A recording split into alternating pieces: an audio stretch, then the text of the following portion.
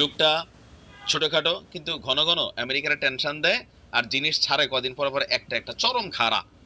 ওই দেশে চুলও কাটতে হয় তার হিসাব নিকাশ অনুযায়ী। হাসতে না করলে হাসা যায় না। দেশটার নাম কি? খালি করে লেখেন।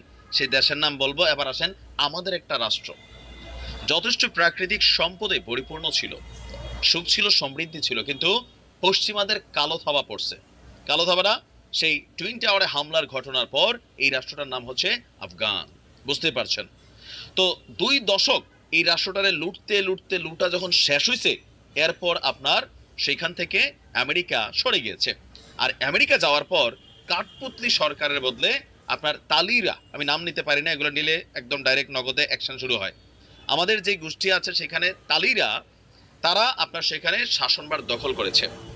দখল করার পর প্রত্যাশার চেয়ে খুব বেশি ভালোভাবেই অর্থনৈতিক যে ধাক্কা ছিল, যেই সার্বিক যে অবস্থান ছিল